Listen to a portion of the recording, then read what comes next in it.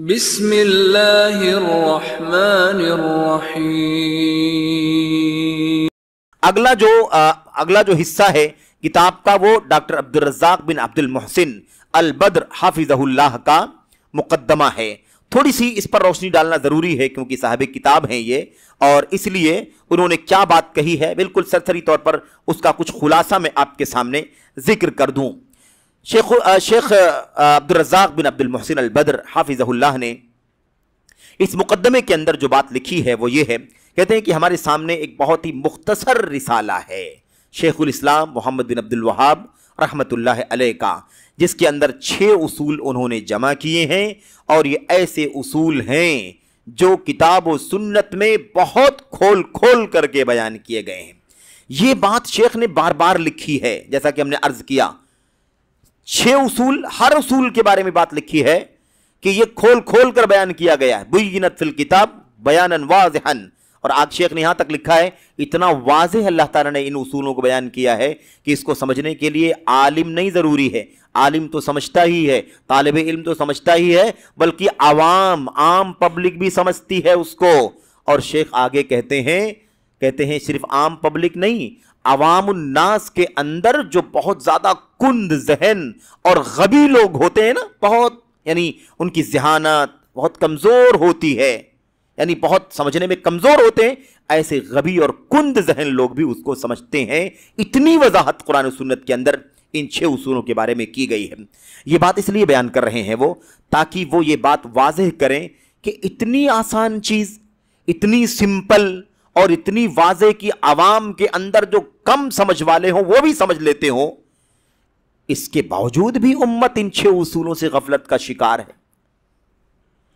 اسی لیے یہ جو تعجب کا ماحول بن رہا ہے نا کہ سب سے زیادہ وضاحت کی گئی اور عام آدمی میں بھی کمزور ذہن والا آدمی سمجھ سکتا ہے، اس کے باوجود اس سے دوری ہے، غفلت ہے، اور یہ ساری گمراہیاں یا ان اصولوں سے دوری کا معاملہ موجود ہے۔ اسی بنیاد پر شیخ الاسلام رحمۃ اللہ علیہ نے ان اصولوں کی شروعات جو کی ہے نا، وہ حد درجہ تعجب اور حیرت کا اظہار کرتے ہوئے اس کی شروعات کی ہے۔ اچھا، تو میں یہ کہہ رہا تھا کہ شیخ عبدالرزاق بن عبد المحسن البدر حافظہ اللہ فرماتے ہیں کہ شیخ نے بڑی وضاحت کے ساتھ 6 اصول اس کے اندر بیان کیے ہیں، اور کہتے ہیں جو خاص بات ہے وہ کہتے ہیں یہ رسالہ لکھ کر، سارے رسالوں کا، کتابوں کا یہی حال ہے، لیکن اس رسالے کے بارے میں کہتے ہیں کہ یہ 6 اصول شیخ نے جمع کر دیے اور امت کو اس سے واقف کر دیا۔ یہ کارنامہ شیخ الاسلام رحمۃ اللہ علیہ کا امت کے حق میں بڑی ہی خیرخواہی کا کارنامہ ہے۔ واقعی شیخ الاسلام کو امت سے بڑی محبت ہے، امت کی بھلائی چاہتے ہیں، امت کے حق میں خیر چاہتے ہیں، اس لیے یہ قربانی، یہ رسالہ امت کے لیے شیخ الاسلام کی طرف سے بڑی خیرخواہی کا کام ہے۔ اور اس کے بعد کہتے ہیں کہ ہم شیخ الاسلام کے لیے بھی بہت زیادہ دعا کرتے ہیں کہ اللہ تعالیٰ اس کوشش پر ان کو جزائے خیر عطا فرمائے، اور جتنے بھی امت کے علماء نے، ائمہ نے امت کی خیرخواہی کرتے ہوئے کتابیں لکھی ہیں یا اور جو بھی قربانیاں دی ہیں، اللہ تبارک و تعالیٰ ان سبوں کو اپنی اپنی کوشش کا نیک صلہ بدلہ اور اس کی جزا عطا فرمائے۔ یہ ہے شیخ عبدالرزاق بن عبد المحسن البدر حافظہ اللہ کا مقدمہ اور اس مقدمے کا خلاصہ۔ اب آگے جو بات آ رہی ہے، پہلا اصول شروع کرنے سے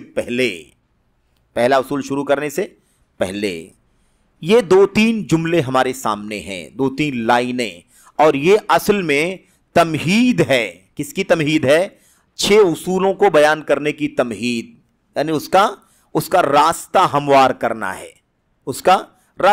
کرنا ہے 6 اصولوں کو بیان کرنے کے لیے، اور اسے بھی چند صفحات میں بیان کیا گیا ہے۔ تو اسے ہم سمجھتے ہیں کہ شیخ الاسلام اس تمہید میں کیا کہتے ہیں۔ من اعجب العجاب، بسم اللہ الرحمن الرحیم، کہتے ہیں من اعجب العجاب واکبر الآیات الدالہ علی قدرت الملک الغلاب 6 اصول بینها اللہ سبحانہ وتعالی بیانا واضحا للعوام فوق ما يظن الظانون ثم بعد هذا غالط فيه كثير من اذکیاء العالم وعقلاء بنی آدم الا اقل القلیل۔ یہ متن ہے۔ آپ سوچتے ہوں گے اس عربی کو پڑھنے کی کیا ضرورت ہے، لیکن ہے ضرورت۔ تھوڑی سی واقفیت، تھوڑا سا شناسائی، تھوڑا سا لگاؤ عربی زبان سے رکھنا ضروری ہے تاکہ ہم اور آپ عربی سے وابستہ رہیں۔ عربی زبان کے خلاف بھی بڑی سازشیں چل رہی ہیں۔ عربی زبان دین کی زبان، قرآن کی زبان، سنت کی زبان، شریعت کی زبان، اس سے تو اتنا گہرا لگاؤ ہونا چاہیے کہ اتنا لگاؤ کسی اور زبان سے نہیں ہونا چاہیے، اپنی مادری زبان سے بھی اتنا لگاؤ نہیں ہونا چاہیے جتنا قرآن و سنت کی زبان سے لگاؤ ہونا چاہیے۔ شیخ الاسلام علامہ محمد بن عبد الوہاب، شیخ الاسلام امام علامہ ابن تیمیہ رحمۃ اللہ علیہ نے اپنی فتاویٰ کے اندر لکھا، امام مالک وغیرہ کے واسطے سے اور دوسرے ائمہ کے واسطے سے، کہ عربی زبان سیکھنا دین ہے، اور عربی زبان جن کو آتی ہو وہ پڑھ سکتے ہوں، بول سکتے ہوں، گفتگو کر سکتے ہوں، انہیں غیر عربی زبان میں گفتگو نہیں کرنا چاہیے، عربی زبان میں گفتگو کرنا چاہیے۔ بعض علماء نے تو یہاں تک کہا ہے کہ کراہت سے خالی نہیں ہے جس کو عربی آتی ہو غیر عربی زبان میں گفتگو کرے۔ تو بہرحال یہ ہے تمہید، اور اس کے ذریعے سے پھر 6 اصولوں میں داخل ہوں گے۔ کہتے ہیں سب سے زیادہ تعجب کی بات، سب سے زیادہ تعجب کی بات، اور اللہ تبارک و تعالی جو بادشاہ ہے، جو حاکم ہے، جو بادشاہ ہے، غالب ہے، سب کے اوپر اللہ تبارک و تعالی کا غلبہ ہے۔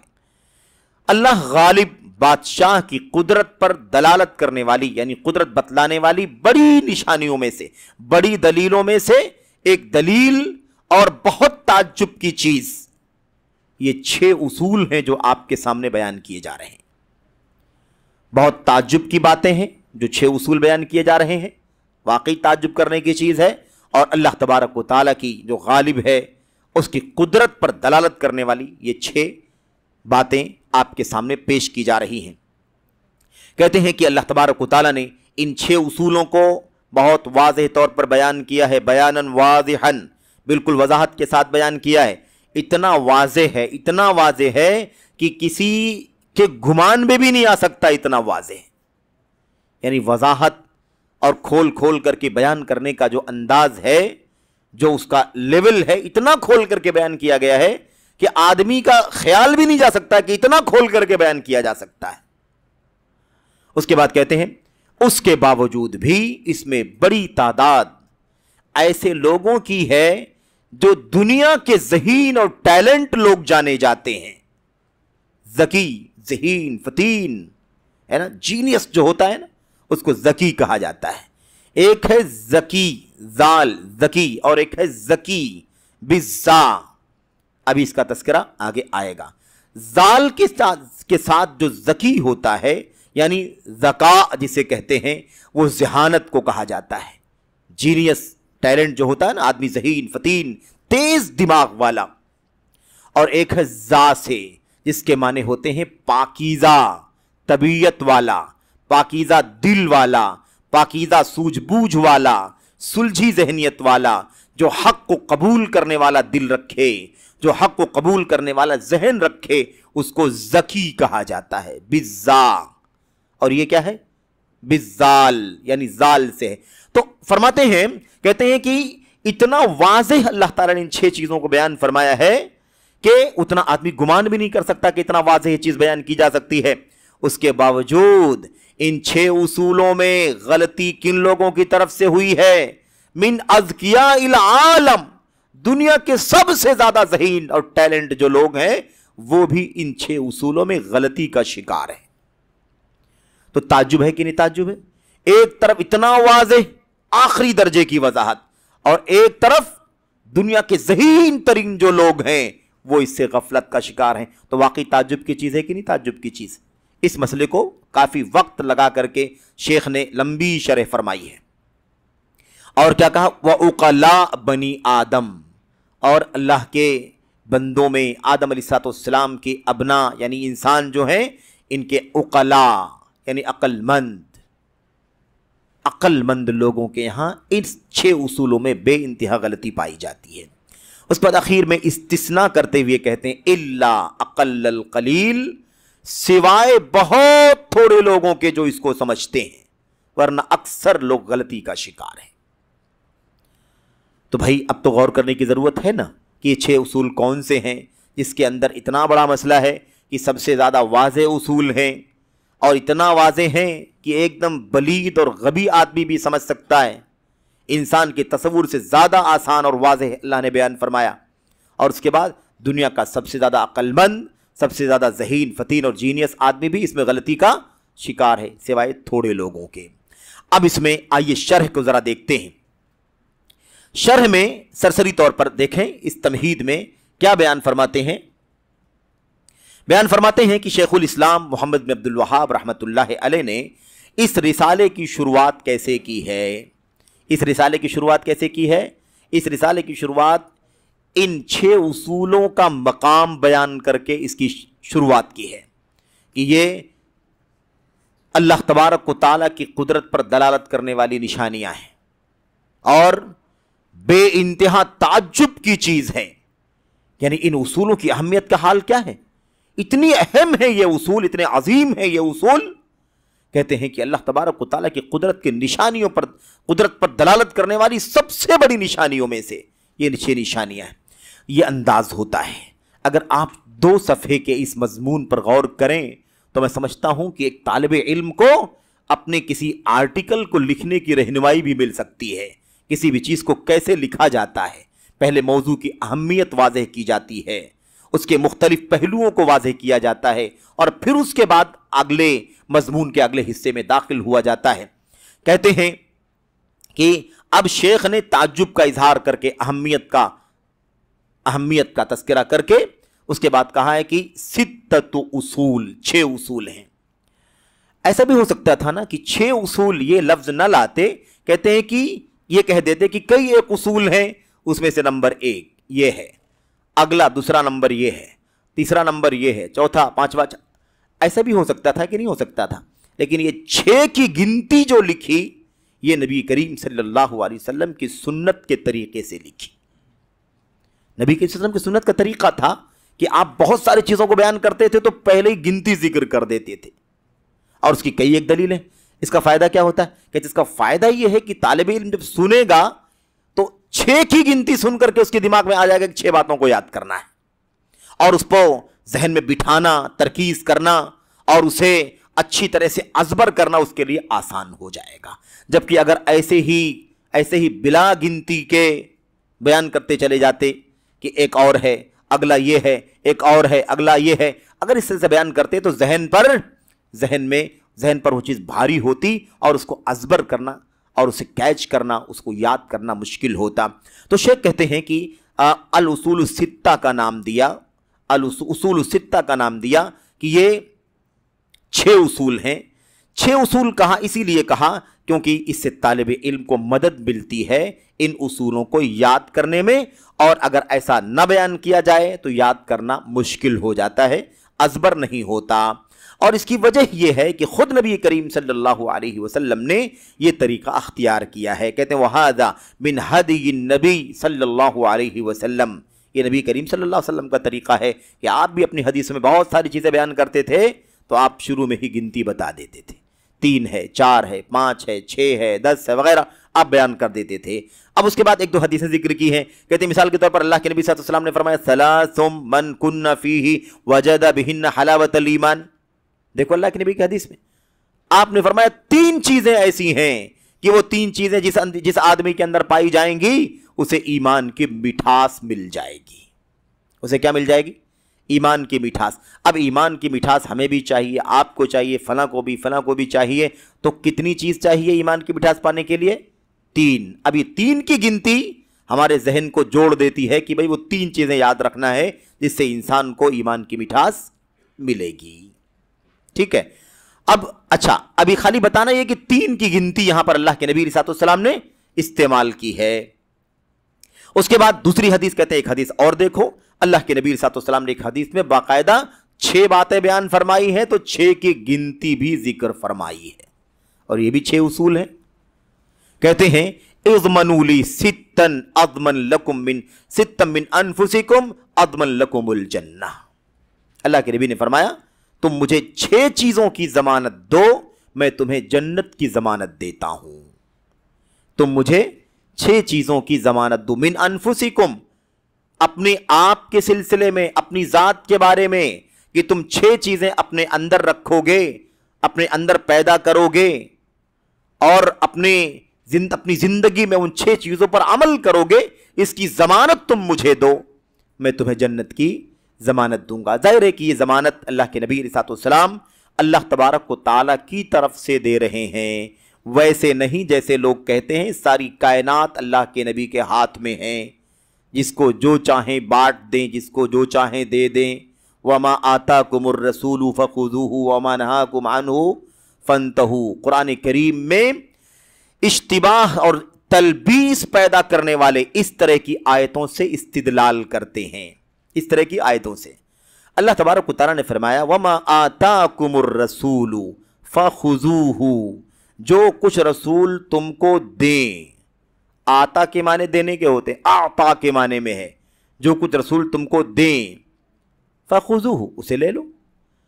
अब लोग खड़े होते कहते देखो आयत करीमा बतलाती है कि नबी के पास सब कुछ है, तभी तो अल्लाह के नबी देने के लिए तैयार है।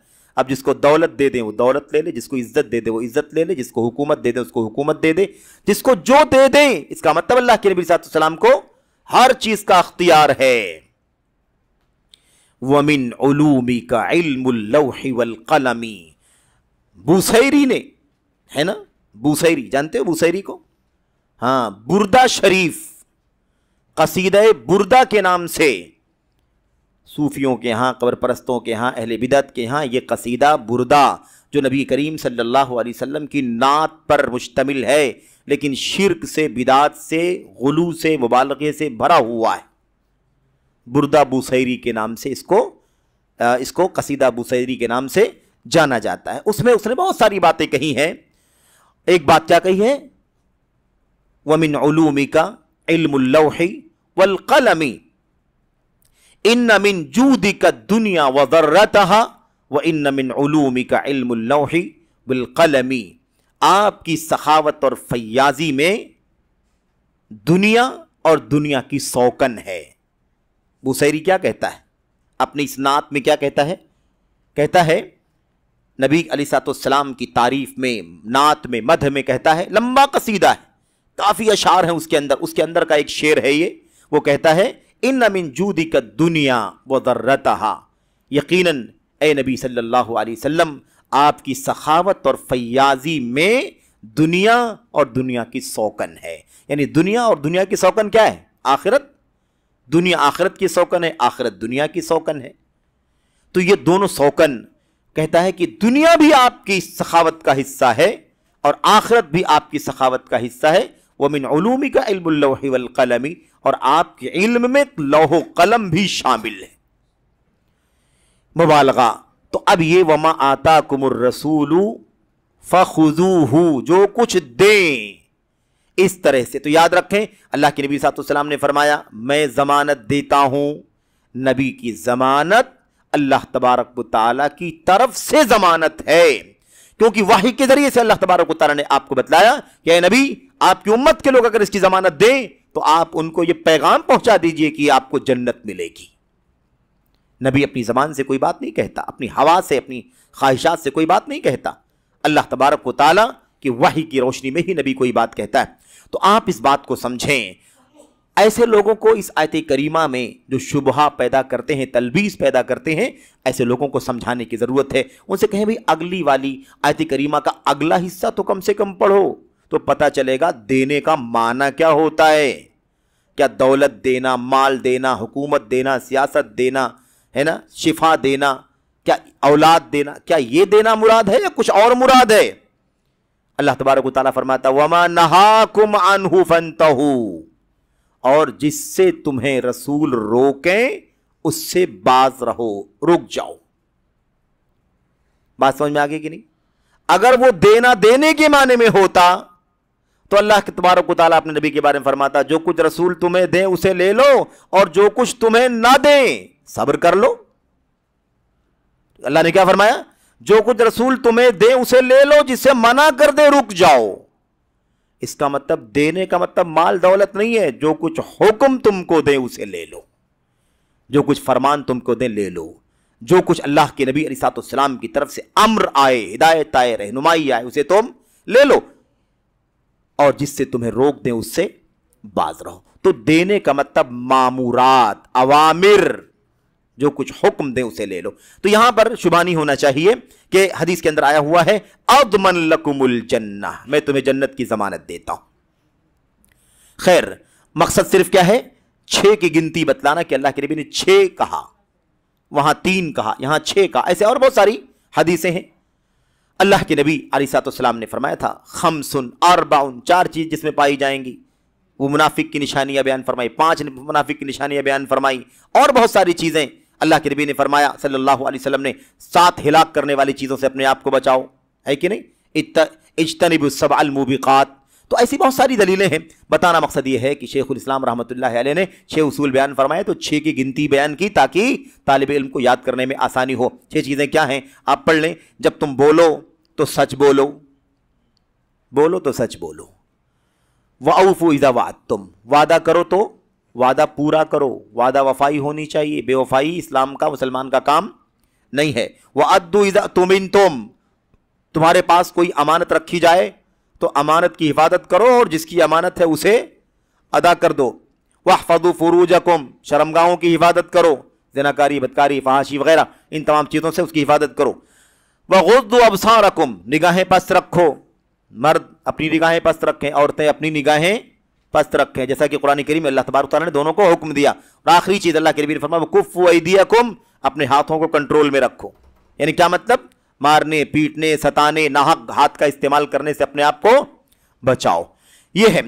खैर, अल्लाह के नबी सल्लल्लाहु अलैहि वसल्लम ने आगे वो हदीस भी जिक्र की गई, 7 हिलाक करने वाली चीज़ों से बचो। तो अल्लाह के नबी अलैहि सल्लाम ने जो अंदाज अख्तियार किया अपनी हदीसों में, शेखुल इस्लाम ने वही अंदाज, वही तरीका अख्तियार किया। ऐसे ही आगे क्या कहा? उसूल। जब उसूल कहा जाए तो उसूल का माना क्या होता है? ऐसे भी हम दुनिया में जब उसूल का लफ्ज़ इस्तेमाल करते हैं, अपने दुनियावी काम काज में उसूल की बात करते हैं, तो उसका माना भी बड़ा यानी अहम समझा जाता है कि बहुत ये बेस और फाउंडेशन की कोई चीज़ हो रही है। और ये चीज़ जब अल्लाह के नबी की हदीस में आ जाए, सुन्नत में आ जाए, तो फिर और ज़्यादा अजमत वाली चीज़ बन जाती है। उसूल कहा? उसूल ये असल की जमा है। असल में यही मसला है, उसूल का जो लफ्ज़ है ना, ये वाहिद नहीं है बल्कि ये जमा है, असल की जमा है। असल के माने जड़, बुनियाद, फाउंडेशन के होते हैं। लेकिन अब उर्दू ज़बान के अंदर उसूल जो है वो वाहिद इस्तेमाल किया जाता है, और जमा करना होता है तो हम उसूलों कह देते हैं। तो अरबी ज़बान में उसूल ये जमा है।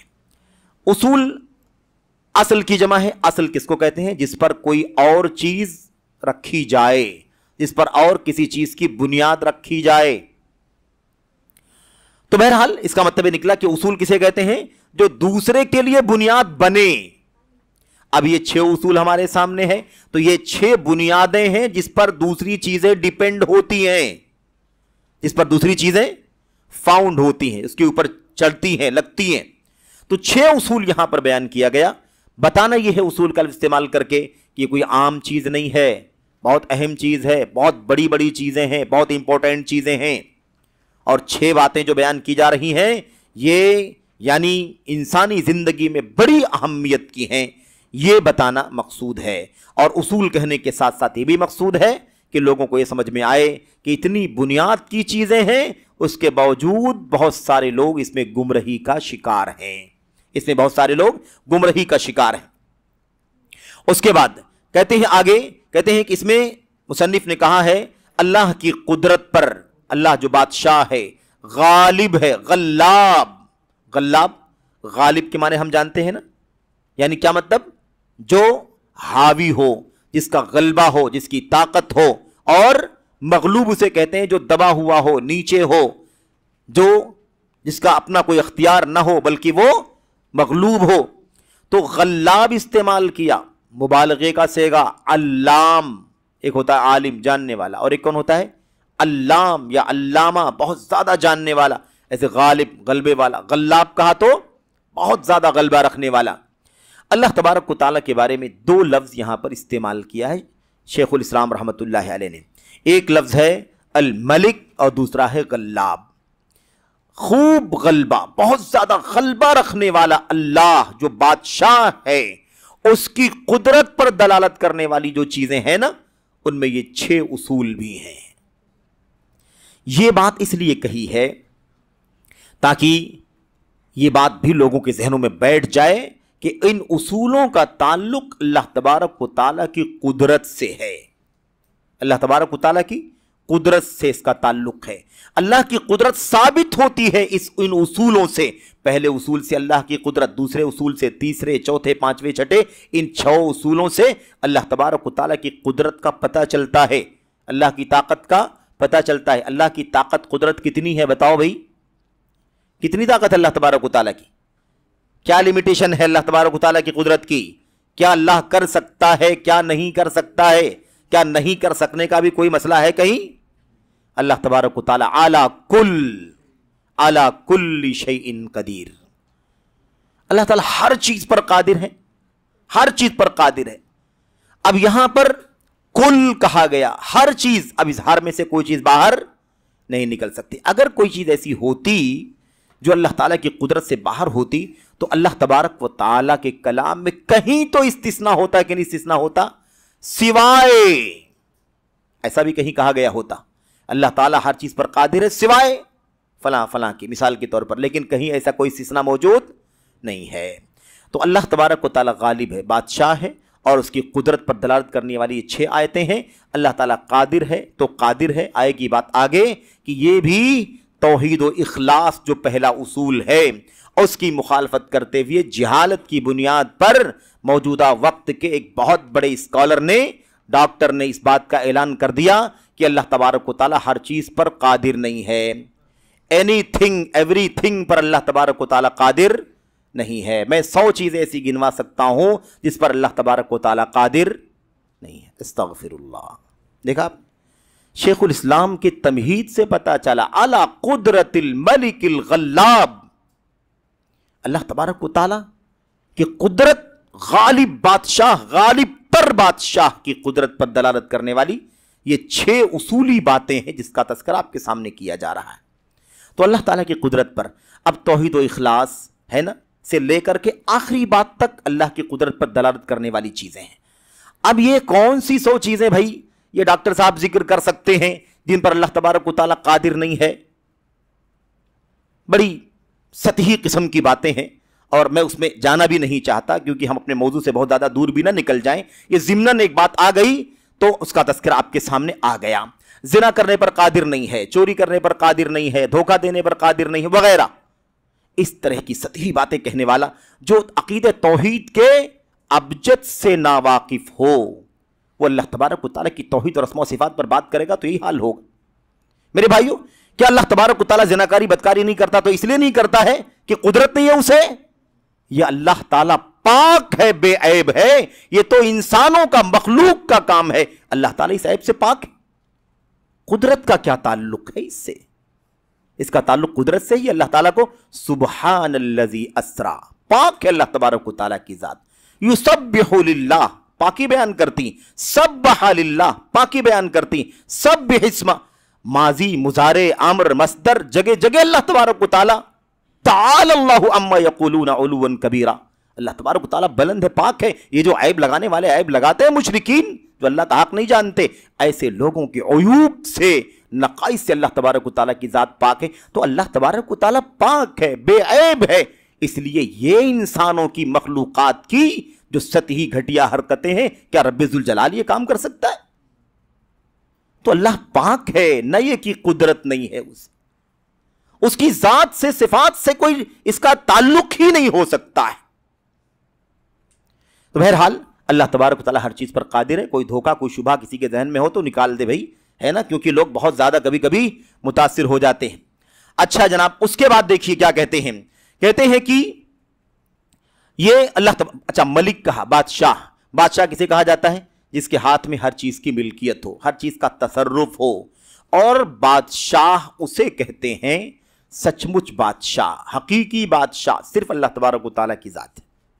بادشاہ حقیقی کون ہے؟ اللہ تعالیٰ. کیونکہ بادشاہ اسے کہتے ہیں جس کے اختیار میں، تصرف میں کوئی رکاوٹ نہ ہو، جو جب جیسا کرنا چاہے کرے، کوئی روک ٹوک، کوئی کنٹرول، کوئی لمیٹیشن کرنے والا ایسا کوئی معاملہ سرے سے نہ ہو، وہ حقیقی بادشاہ ہے. ٹھیک ہے. اب دنیا کے بادشاہوں کا کیا مسئلہ ہے؟ دنیا کے بادشاہ انسانوں کے بیچ میں بادشاہ ہیں، مخلوق کے اندر کے بادشاہ ہیں. حقیقی بادشاہ اللہ تبارک و تعالیٰ ہے جس نے ان سب کو بادشاہت عطا فرمائی ہے. وہ مالک الملک ہے. وہ جس کو دیتا ہے بادشاہت وہ بادشاہت پاتا ہے. رب ذوالجلال بادشاہ ہے, اسے کسی نے بادشاہت دی نہیں ہے کہ نہیں؟ تؤتی الملک من تشاء وتنزع الملک ممن تشاء وتعز من تشاء وتذل من تشاء بیدک الخیر. اللہ تبارک و تعالیٰ جسے بادشاہت چاہے دے دے, جسے چاہے چھین لے. تو دینے, لینے, چھیننے, عطا کرنے کا اختیار جس کے پاس ہے وہ ملک مطلق کا مالک ہے, اور اسی کو ملک یا مالک حقیقی کہا جاتا ہے. تو تصرف کرنے کا اختیار ہونا چاہیے. کائنات کو دینا ہے, نہیں دینا, جس کو چاہے دے, جس کو چاہے نہ دے, کم دے, زیادہ دے, اونچا کرے, نیچا کرے, عزت دے, ذلت دے, بیماری دے, شفا دے, پورا پاور, پورا اختیار جس کے پاس ہو وہ حقیقت میں بادشاہ ہے. بہرحال اب یہ 6 اصولوں کا تذکرہ چل رہا ہے. غلاب کہا, بادشاہ کے بعد کیا کہا؟ غلاب, بے انتہا غلبے والا. قرآن کریم میں اللہ تبارک و تعالیٰ فرماتا ہے واللہ غالب علی امرہ ولکن اکثر الناس لا یعلمون. اللہ تبارک و تعالیٰ اپنے معاملات پر غالب ہے. اس کو جو کرنا ہے اس پر غلبہ ہے. اسے کوئی اس کے خلاف نہیں کھڑا ہو سکتا, کوئی رکاوٹ نہیں پیدا کر سکتا, کوئی کسی بھی طرح کی لمیٹیشن نہیں کر سکتا, کوئی بھی کسی طرح کی حد بندی نہیں کر سکتا. اللہ تبارک و تعالیٰ غلاب ہے. تو اللہ نے خود فرمایا غالب ہے اپنے معاملے پر غالب. معنی بتا رہے ہیں اللہ تعالیٰ اپنے معاملے پر غالب ہے. اس کی تفسیر یہ ہمارے جو شیخ ہیں عبدالرزاق بن عبد المحسن البدر, ان کی بہت ساری کتابیں ہیں. مطلب یہ اس وقت سعودی عرب کے چوٹی کے علماء میں سے ہیں, اور خاص طور پر عقیدے کے باب میں, اور خصوصیت کے ساتھ عقیدے کے اندر اسماء و صفات کے باب میں یہ بہت گہرا علم رکھتے ہیں. اور ایسے ہی دوسرا جو ان کی خصوصیت ہے, جو ان کی دوسری خصوصیت وہ ہے دعاؤں سے متعلق. دعاؤں کے سلسلے میں ان کا مطلب کافی عظیم کارنامہ ہے, اور تقریباً 4 جلدوں میں انہوں نے کتاب لکھی ہے فقہ الادعیہ والاذکار کے نام سے. فقہ الادعیہ والاذکار یعنی دعاؤں اور اذکار کی فقہ, اس کے معانی کے سلسلے میں 4 جلدوں میں. اور وہ کتاب الحمدللہ مختلف جگہوں سے عربی زبان میں چھپی ہے, شائع ہے, اور لوگ اس سے فائدہ اٹھا رہے ہیں.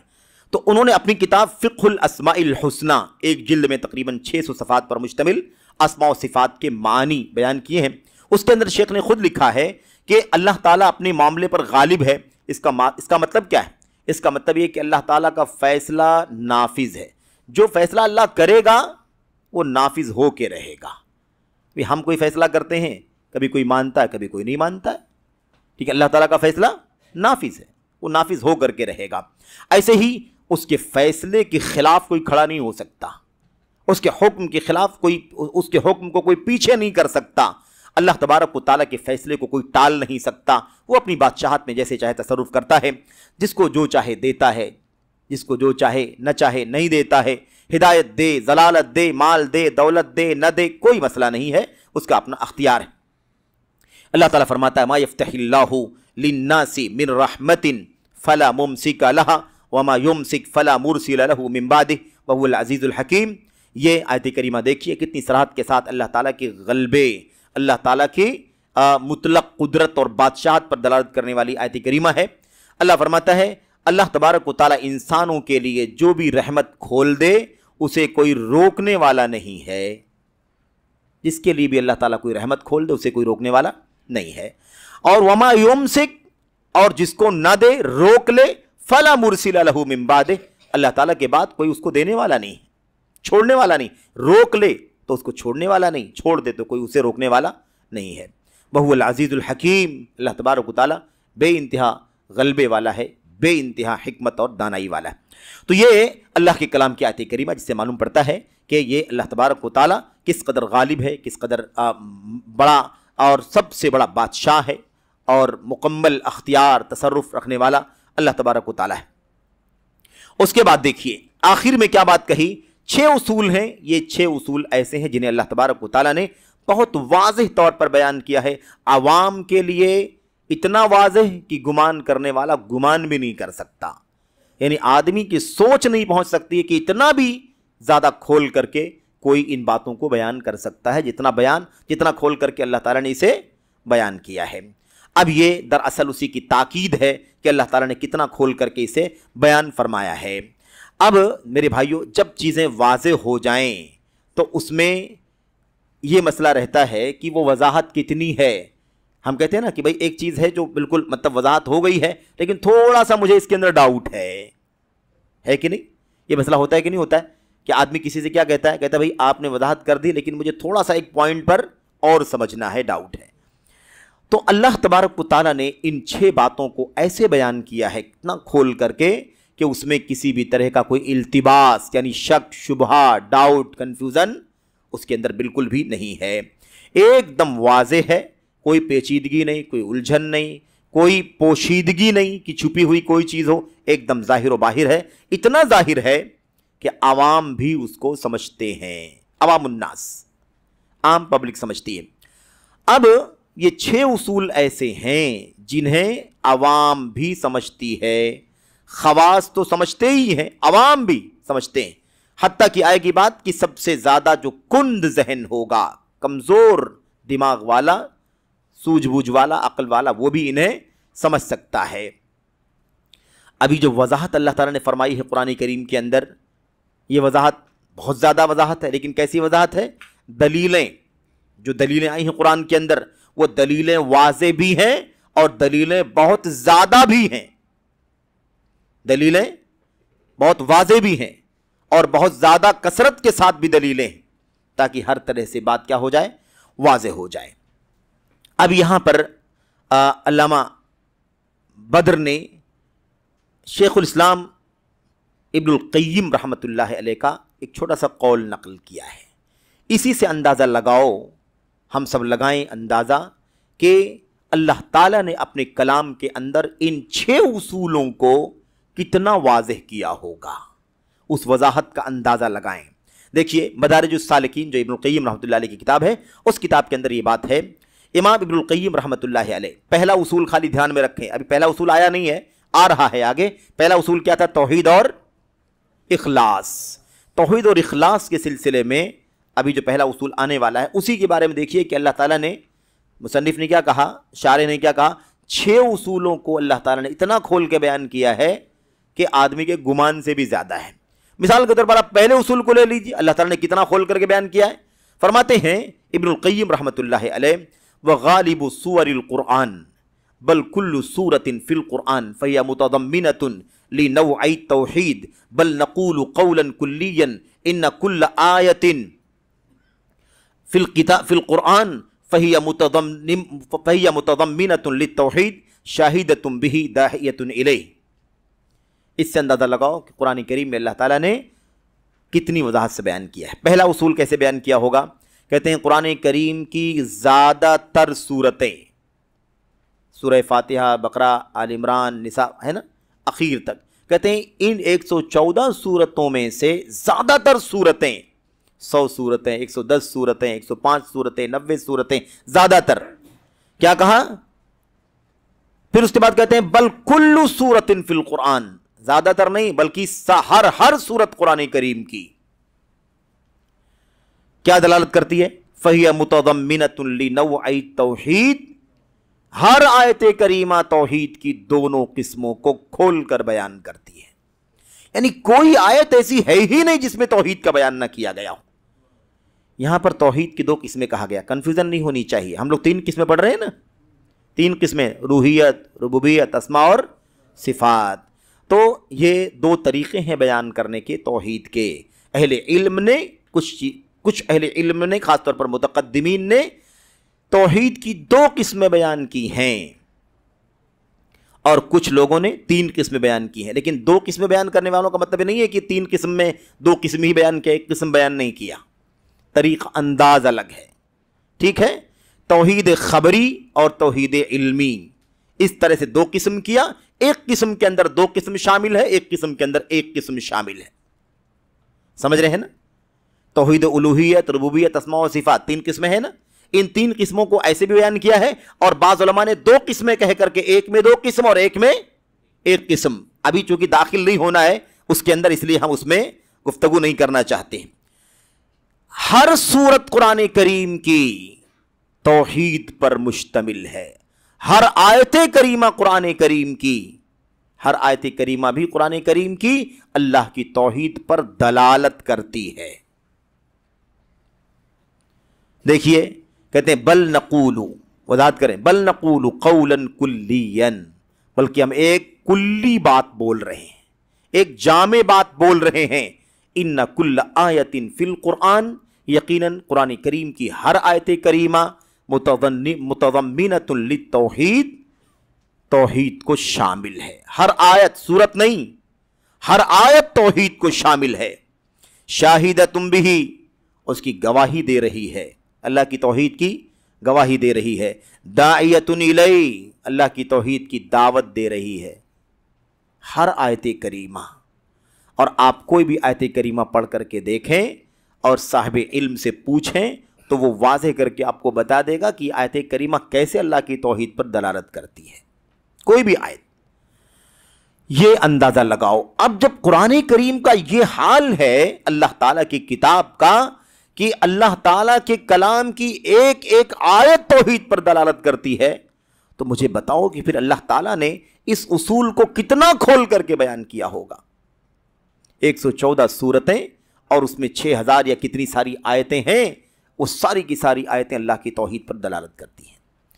अब इतनी वजाहत की जाने वाला, इतनी वजाहत किए जाने वाला मौजू भला कैसे लोगों को समझ में नहीं आता, कैसे गफलत का शिकार हो जाते, कैसे दुनिया के अक्लमंद किस्म के लोग भी गलती करते हैं उसके अंदर। ये बात शेख रहमतुल्लाह अलैह यहां पर बयान कर रहे हैं कि जो भी आदमी कुरान करीम को समझता है, चाहे वो अहले इल्म हो, वो तो समझते ही हैं, बल्कि उसे भी समझ में ये बातें आती हैं। जो अरबी ज़बान जानता हो, जिसमें कुरान करीम उतारा गया है, वो भी इन तमाम चीज़ों को आसानी के साथ समझ सकता है। उसके बाद आखिरी बात कहते हैं कि इन तमाम चीज़ों के बावजूद भी दुनिया के ज़हीन तरीन लोग इसमें गलती कर रहे हैं, ज़हीन तरीन लोग इसके अंदर गलती कर रहे हैं। इस सिलसिले में शेख ने एक मिसाल देकर के समझाया। आप कहते हैं इसका अंदाज़ा लगाएं कि कैसे इतनी वाज़ेह चीज़ में लोग गलती करते हैं, और गलती करते हैं इसीलिए ताज्जुब की चीज़ है।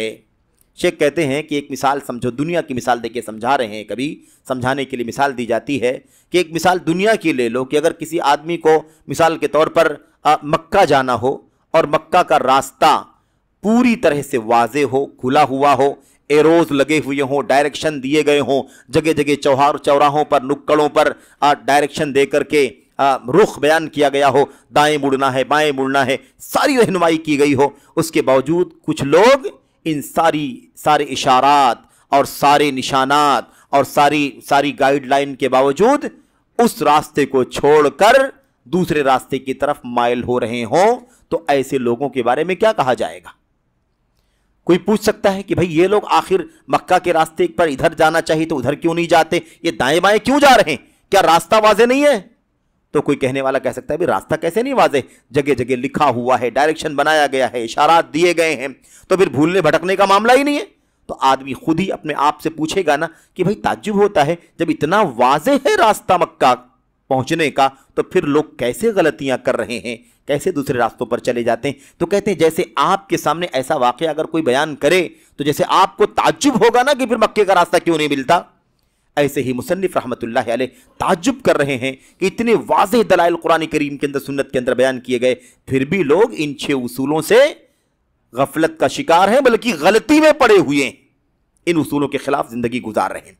ये बहुत ज़्यादा ताज्जुब की बात है कि इतनी निशानियाँ, इतनी दलीलें अल्हम्दुलिल्लाह मौजूद हैं, फिर भी हिदायत के बजाय ज़लालत, हक के बजाय बातिल, सच्चाई के बजाय झूठ, उजाले के बजाय अंधेरा, किस तरफ लोग माइल होते हैं। ये ताज्जुब, इसीलिए कहा मिन आजबिल उजाब, सबसे ज्यादा ताज्जुब की चीजें और अल्लाह की कुदरत पर दलालत करने वाली। अब देखिए, कहते हैं अल्लाह तबारक व तआला को जो पहचानने की बात है, मिसाल के तौर पर अल्लाह तबारक व तआला, इस बारे में एक आराबी, एक देहाती का वाकया, और इसे उलमा ने अपनी किताबों के अंदर लिखा है, नोट किया है। कहते हैं एक आराबी देहाती से, अब देहाती कौन होता है?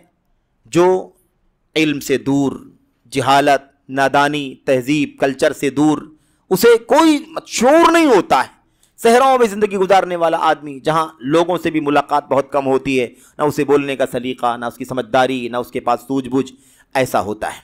आराबी से पूछा गया बिमा अरफ्ता रब्बक, आराबी से, देहाती से पूछा गया बिमा अरफ्ता रब्बक, अपने रब को तुमने कैसे पहचाना, अपने रब को तुमने कैसे पहचाना। तो उसने क्या जवाब दिया, काला, उस देहाती ने कहा, बिनक़दिल अज़ाइम व सरफिल हिमम। अल्फाज मुख्तलिफ हैं, इसके अलावा भी अल्फाज हैं, लेकिन ये जो अल्फाज हमारे सामने अभी फ़िलहाल इसको हम पढ़ रहे हैं, बिनक़दिल अज़ाइम व सरफिल हिमम, मैंने अपने रब को पहचाना। अज़ाइम, अज़ाइम अजीमत की जमा है, पक्का इरादा, कहते हैं ना अज़्म मुसम्मम, आज़म किया है, इरादा किया है। तो पक्के इरादे के टूट जाने के जरिए, व सरफिल हिमम, और जो कुछ सोचा है कि करना है उसे फेर देने के जरिए से मैंने अपने अल्लाह को पहचाना। यानी मैंने पक्का इरादा किया मुझे ये काम करना है, लेकिन वो वक्त आया तो अल्लाह तबारक व तआला ने वो पूरा निज़ाम ही बदल गया, मेरा पक्का इरादा टूट गया, मैं नहीं कर सका। मैंने कुछ सोचा था करने के लिए, है ना, कुछ फिक्र किया था, कुछ सोचा था कि ऐसा करूंगा, लेकिन उस पर नहीं चल सका, किसी और तरफ मुझे जाना पड़ा। कहते ये जो मेरी ज़िंदगी में होता है, इसके ज़रिए से मैंने अपने रब को पहचान लिया कि है अल्लाह तबारक व तआला की ज़ात, जो मैं सोचता हूं वो उसे करने नहीं देती, जो मैं आज़म करता हूं, पक्का इरादा करता हूं, उसे भी तोड़ देती है वो ज़ात, और मैं जो सोचता हूं वो नहीं कर पाता हूं, बल्कि उससे फिर करके किसी और चीज़ की तरफ चला जाता हूं। तो अल्लाह तबारक व तआला की वजूद की दलीलें, अल्लाह ताला की कुदरत की दलीलें, और अल्लाह तबारक व तआला की बादशाहत और उसके तसर्रुफात की दलीलें बहुत सारी हैं। इस तरह से बहरहाल इस देहाती ने जवाब दिया। इससे अंदाज़ा लगाएं कि किस तरीके से अल्लाह तबारक व तआला की दलीलों को, अल्लाह तबारक व तआला की मारिफत की दलीलें मौजूद हैं। अच्छा, उसके बाद कहते हैं कि दुनिया के ज़हीन तरीन लोग इसमें गलती का शिकार हैं, दुनिया के ज़हीन तरीन लोग इसमें गलती का शिकार हैं। अब मसला यह है कि ज़हीन तरीन लोग और गलती का शिकार, आदमी कहता भी कैसे गलती किया, तू तो ज़हीन आदमी है, तुमने कैसे गलती की, तुम तो टैलेंट हो, बहुत ज़हीन आदमी हो, तुमने कैसे गलती की।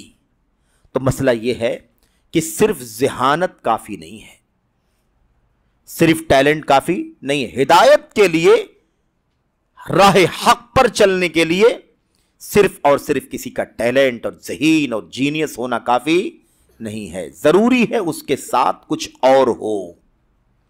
वो क्या चीज़ है? इस हदीस से, इस बात से, मुसन्निफ की इस बात से पता चल गया कि वाकई ज़हानत और टैलेंट और ज़की होना, यानी दिमाग का तेज़ होना, ये काफ़ी नहीं है बंदे के लिए। बंदे के पास ज़हानत है तो बस काफ़ी हो, ऐसा कुछ भी नहीं है, बल्कि बंदा ज़हीन तरीन होता है फिर भी बहुत ज़्यादा बड़ी बड़ी गलतियां करता है।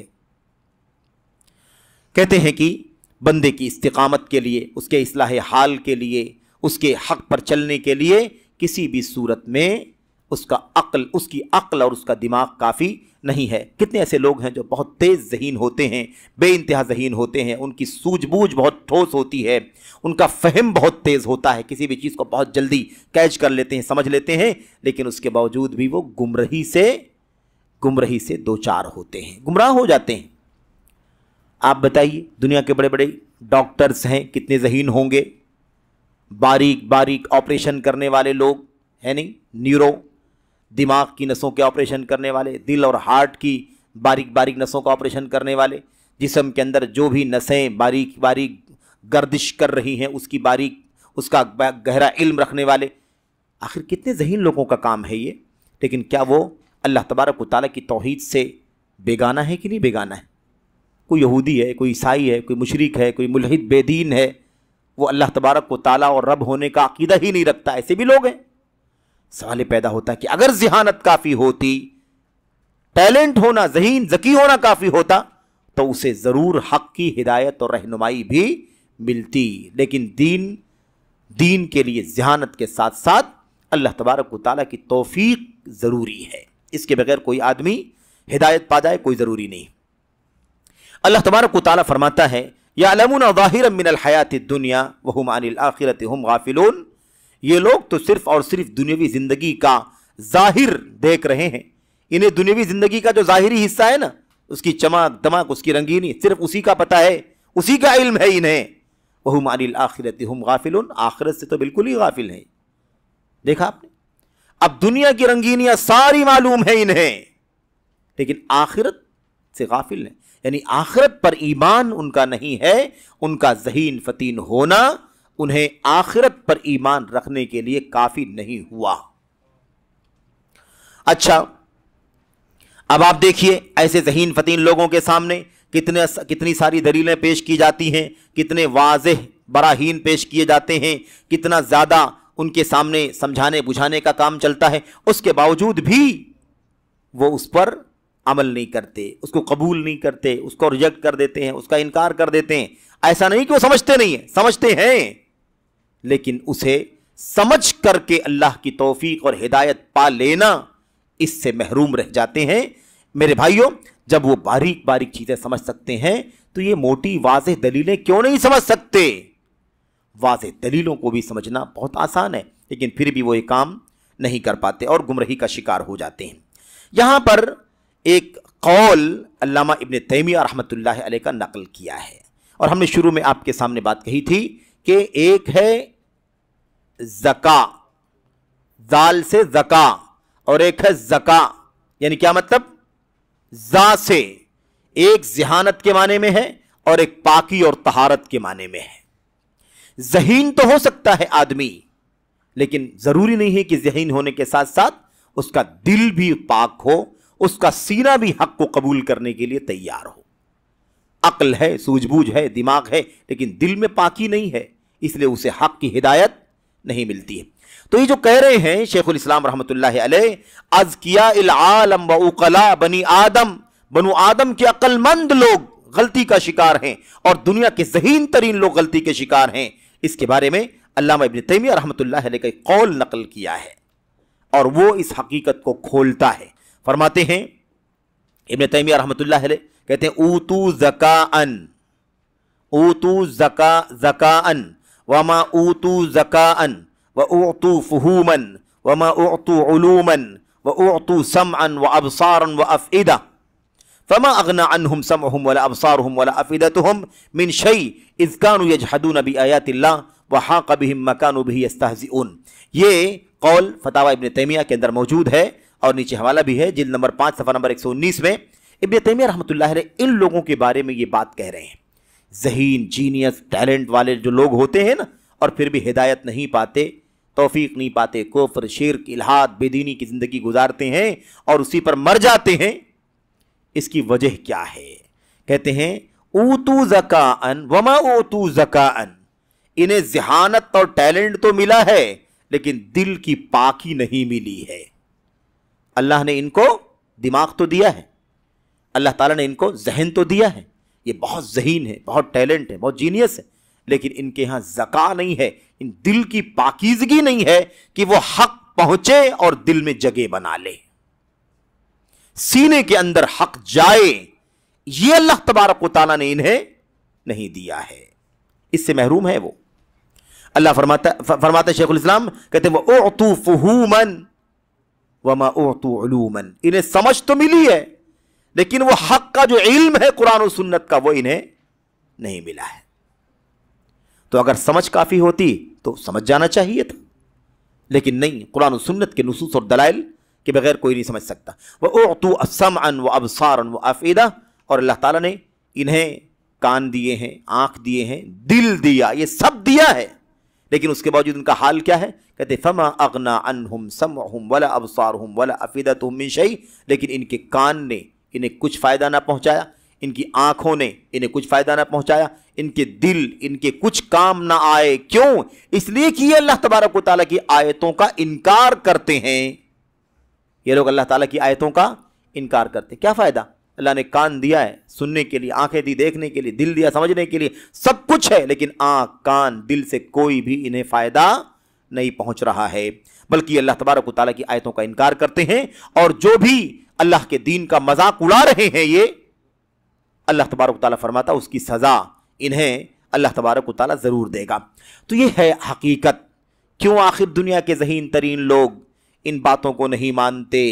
کیوں؟ اس لیے کہ ذہانت صرف ہے ان کے پاس، دل کی پاکیزگی نہیں ہے جس میں حق اور ہدایت کا نور داخل ہو جائے، اس لیے یہ گمراہی کا شکار ہے۔ تو بات سمجھ میں آ گئی نا کہ شیخ الاسلام جو فرما رہے ہیں کہ دنیا کے ذہین ترین لوگ غلطی کا شکار ہیں۔ کیوں ایسا ہے؟ اس لیے کہ ذہین ضرور ہیں لیکن دل کی پاکیزگی ان کے پاس نہیں ہے، اس لیے نہیں سمجھ سکے، ورنہ اللہ تبارک و تعالیٰ نے بہت وضاحت کے ساتھ ان باتوں کو بیان فرما دیا۔ اس کے بعد اللہ تعالیٰ کے کلام کی آیت کریمہ پیش کرتے ہیں علامہ شیخ عبدالرزاق بدر، کہتے ہیں کہ اس آیت کریمہ پر غور کرو۔ اللہ تعالیٰ فرماتا ہے وَلَوْ قَالُوا لَوْ كُنَّا نَسْمَعُ أَوْ نَعْقِلُ مَا كُنَّا فِي أَصْحَابِ السَّعِيرِ، اگر ہم لوگوں نے سنا ہوتا، اگر ہم سنتے یعنی کون سا سننا؟ سنتے تو ہیں ہی، کان تو ہے ہی۔ سننا دو طرح سے ہوتا ہے، ایک ہے سماعت کا یعنی کان کے ذریعے سننا، اور ایک ہے سماع القبول، سن کر کے اسے قبول کرنا اور ماننا۔ تو کہتے ہیں آخرت میں قیامت کا دن ہوگا، اللہ حساب و کتاب لے گا، تو یہ مشرکین کیا جواب دیں گے؟ یہ کہیں گے لو کننا نسمع او نعقل ما کننا بی اصحاب السعیر، اگر ہم سنتے اور سمجھتے دنیا میں تو ہم آج جہنم میں داخل ہونے والوں میں سے نہ ہوتے۔ یعنی ان کو احساس ہوگا کہ ہمارے پاس آنکھ، کان اور ایسے ہی دل تو تھے، لیکن ہم نے اسے سن کر کے، دیکھ کر کے، سمجھ کر کے اس کو دل کے اندر ہم نہ اتار سکے، ہم نے ایسا نہیں کیا، اسی لیے آج جہنم کے عذاب میں جل رہے ہیں۔ بالکل آخری جملہ جو ہے وہ کیا ہے؟ شیخ الاسلام فرماتے ہیں الا اقل القلیل، الا اقل القلیل، سوائے بہت تھوڑے لوگوں کے۔ دنیا کے ذہین ترین لوگ گمراہی کا شکار ہیں، غلطی کا شکار ہیں، اور حق قبول کرنے کو تیار نہیں ہیں۔ اس کی وجہ کیا ہے؟ بیان کر دی گئی، کہتے ہیں سوائے بہت تھوڑے لوگوں کے، یہ حقیقت ہے، بہت تھوڑے لوگ۔ اب یہ جو تمہید ہے بہت تھوڑے لوگوں کے، ہے نا، باقی سب لوگ غلطی کا شکار ہیں، یہی دنیا کی سچائی ہے، یہ دنیا کی حقیقت ہے کہ اتنی بڑی تعداد انسانوں کی، اور اسلام پر، خالص اسلام پر، توحید پر، نبی کی راہ پر چلنے والے اقل القلیل، بہت تھوڑے لوگ ہیں، کم میں سے بھی کم، کم میں سے بھی کم۔ مثال کے طور پر اللہ تبارک و تعالیٰ نے فرمایا وَمَا أَكْثَرُ النَّاسِ وَلَوْ حَرَصْتَ بِمُؤْمِنِينَ، اور جب ایک پہلو واضح ہو گیا الا اقل القلیل، سوائے بہت تھوڑے لوگوں کے، تو اس کا اپوزٹ بھی واضح ہو گیا کہ سامنے والے کتنے ہوں گے۔ اگر حق اور ہدایت پانے والے بہت تھوڑے ہیں تو ہدایت سے محروم ہونے والے بہت زیادہ ہیں، وہ تو بہت زیادہ لوگ گمراہ ہیں، بہت تھوڑے لوگ ہدایت پر ہیں۔ اللہ فرماتا ہے وَمَا أَكْثَرُ النَّاسِ وَلَوْ حَرَصْتَ بِمُؤْمِنِينَ، زیادہ تر لوگ، میکزیمم اکثریت لوگوں کی، آپ کی لاکھ چاہت کے باوجود بھی ایمان والے نہیں ہو سکتے۔ دیکھا آپ نے، اکثریت کیا کر رہی ہے؟ ایمان سے دوری اختیار کر رہی ہے، اور اقل القلیل، تھوڑے لوگ ہیں جو اس بات کو تسلیم کرتے ہیں۔ ایسے اللہ نے فرمایا وَقَلِيلٌ مِّنْ عِبَادِيَ الشَّكُورُ، میرے بندوں میں شکر گزار کی تعداد بہت کم ہے۔ وَقَلِيلٌ مِّنْ عِبَادِيَ الشَّكُورُ، میرے بندوں میں سے بہت تھوڑے ہیں جو شکر گزار ہیں۔ تو دیکھا آپ نے، شکر کرنے والے بہت تھوڑے اور ناشکری کرنے والے بہت زیادہ ہیں۔ ایسے ہی اللہ نے فرمایا وَمَا أَكْثَرُ النَّاسِ، اللہ نے فرمایا وَمَا يُؤْمِنُ أَكْثَرُهُم بِاللَّهِ إِلَّا وَهُم مُشْرِكُونَ، وَمَا يُؤْمِنُ أَكْثَرُهُم بِاللَّهِ إِلَّا وَهُم مُشْرِكُونَ۔ اللہ فرماتا ہے ان میں سے اکثریت ایسے لوگوں کی ہے جو شرک کرتی ہے، ایمان کے باوجود بھی شرک کرتی ہے۔ تو ایمان کے باوجود بھی شرک کرنے والوں کی تعداد بہت زیادہ ہے۔ تو اکثریت کا حال یہ ہے میرے بھائیوں، اکثریت کا حال یہ ہے۔ خیر، مؤلف رحمۃ اللہ علیہ نے یہ جو مقدمہ، یہ تمہید ہے، تمہید میں ہم نے وقت جو بھی تھا پورا لگا دیا تاکہ یہ تمہید آپ کے سامنے آ جائے، پھر اس کے بعد ہم اپنے وقت کو بانٹ کر انشاءاللہ تبارک و تعالی بقیہ اصولوں کی وضاحت کریں گے۔ اس میں دیکھیے، اب جب یہ مسئلہ نازک ہے کہ بھئی بہت کم لوگ ہدایت پر ہوتے ہیں، ہدایت پانا، توفیق پانا یہ بہت کم لوگوں کے حصے میں آتا ہے، اس لیے نبی کریم صلی اللہ علیہ وسلم سے دعا کرنی چاہیے کہ طالب علم کو، خاص طور پر طالب علم کو یہ دعا کرنی چاہیے کہ اللہ تعالیٰ اسے ہدایت دے، اس کے دل کو ثابت قدم رکھے، اور ایسے ہی اللہ تبارک و تعالیٰ اسے صراط مستقیم پر قائم رکھے، اسے مائل نہ کرے، اس کے دل کو نہ موڑے، بلکہ اس کا دل حق پر جمع رہے۔ اس لیے وہ دعا کرنی چاہیے جو اللہ کے نبی علیہ الصلوۃ والسلام کیا کرتے تھے، یا مقلب القلوب ثبت قلبی علی دینک، اے دلوں کے پلٹنے والے میرے دل کو اپنے دین پر جمع دے۔ اس طرح سے نبی کریم صلی اللہ علیہ وسلم دعا کیا کرتے تھے۔ ایسے گمراہی سے بچنے کے لیے، ہدایت پر قائم رہنے کے لیے اللہ کے نبی علیہ الصلوۃ والسلام اللہ تبارک و تعالی کی صفات کا وسیلہ لے کر کے دعا کرتے تھے، اللہ تعالیٰ کی صفات کا وسیلہ لے کر کے دعا کرتے تھے۔ اللہم لک اسلمت وبک آمنت وعلیک توکلت والیک انب۔ آپ خالی غور کریں ان الفاظ پر، اے اللہ میں تیرے لیے سر تسلیم خم کر دیا، میں تجھ پر ایمان لایا، میں نے تجھ پر بھروسہ کیا، اے اللہ میں تیری طرف میں نے رجوع کیا، تیرے ذریعے سے میں نے جھگڑا کیا، یعنی باطل پرستوں سے اور کفر و شرک سے۔ اللہم انی اعوذ بعزتک، اے اللہ تبارک و تعالی میں تیری عزت کی پناہ چاہتا ہوں، لا الہ الا انت، تیرے سوا کوئی سچا معبود نہیں ہے۔ کس چیز سے پناہ چاہتا ہوں؟ تیری، ان تضلنی، کہ تو مجھے گمراہ کر دے۔ یعنی کیا مطلب؟ اے اللہ میں تیری پناہ چاہتا ہوں کہ تو مجھے گمراہ کر دے، گمراہ نہ کرنا، مجھے گمراہی سے بچانا۔ اس طرح سے نبی کریم صلی اللہ علیہ وسلم دعا کیا کرتے تھے۔ انت الحی الذی لا یموت والجن والانس یموتون، تو زندہ ہے، ہمیشہ زندہ، اور موت نہیں آئے گی تجھے، جبکہ جنات اور انسان مر جائیں گے، جنوں کی موت آئے گی، انسانوں کی موت آئے گی۔ بہرحال یہ مقدمے کا پہلا حصہ تھا، رسالے کا پہلا حصہ تھا تمہید کا، مقدمے کا۔ اس سے یہ معلوم پڑ گیا کہ ذہین فتین آدمی کو اپنے عقل پر، اپنے دماغ پر تکیہ بھروسہ نہیں کرنا چاہیے، اللہ سے ہدایت مانگنی چاہیے، توفیق طلب کرنی چاہیے، کیونکہ اللہ تبارک و تعالی ہی ہدایت دے گا تو ہدایت ملے گی۔ اور جو شخص اپنی عقل پر، نیری عقل پر اعتماد کر لیتا ہے کہ مجھ سے زیادہ کوئی ذہین فتین نہیں، ٹیلنٹ نہیں، اس کا یہ دعویٰ، اس کا یہ کبر اسے بے انتہا نقصان پہنچاتا ہے، بے انتہا تکلیف پہنچاتا ہے۔ کیوں؟ اس لیے کہ وہ حقیقتوں کو اس طرح سے نہیں جان پاتا جس طرح سے جاننا چاہیے، اس کی عقل پر ہی پورا اعتماد ہوتا ہے اور اللہ تبارک و تعالیٰ کی توفیق سے محروم ہو جاتا ہے۔ اس لیے کوئی انسان یہ نہ کہے، آج کل بہت سارے ہمارے نوجوان ہیں نا، بہت سارے بھائی ہیں، بہت سارے پڑھے لکھے لوگ ہیں جو کہتے ہیں کہ نہیں بھائی، میں کوئی بیوقوف تھوڑی نہ ہوں، میں عقل مند آدمی ہوں، پڑھا لکھا آدمی ہوں، مجھے بھی اللہ نے عقل دی ہے، شعور دیا ہے، میں بھی سمجھتا ہوں حق کیا ہے، باطل کیا ہے۔ اور بیچارہ جب یہ بات کہہ رہا ہوتا ہے اس وقت بھی باطل پر ہوتا ہے۔ ہدایت پانے کے لیے عقل کافی نہیں ہے، ضروری ہے کہ علم سے وابستہ ہو۔ کیا فرمایا تھا شیخ الاسلام نے؟ اعطوا فہوما ولم یعطوا علوما، انہیں سمجھ تو دی گئی ہے لیکن علم نہیں ان کے پاس۔ اس لیے سمجھ ایک الگ چیز ہے اور علم الگ چیز ہے۔ آدمی سمجھتا ہے کیونکہ ذہین ہے، فتین ہے، لیکن علم نہیں ہے اللہ کی کتاب کا، نبی کی سنت کا، وہ جو وحی کے راستے سے انسانیت کی ہدایت کے لیے علم آیا ہے، وہ علم اس کے پاس نہیں ہے۔ اور جب تک علم نہ ہو، صرف فہم کی بنیاد پر انسان ہدایت نہیں پا سکتا۔ تو اپنے دماغ پر، اپنی ذہانت پر آدمی کو بھروسہ نہیں کرنا ہے، اس پر انسان کو تکیہ نہیں کرنا ہے، بلکہ اسے چاہیے کہ وہ اس سے ڈرے، اس سے گھبرائے، اور خاص طور پر شبہات، ڈاؤٹس، تلبیسات، یعنی کیا مطلب؟ بہکانے ورگلانے والی چیزیں، کنفیوژن میں ڈالنے والی چیزیں، انسان اگر اس کے اندر پھنس جائے تو ایسی صورت میں گمراہی اس کا مقدر بن جاتی ہے۔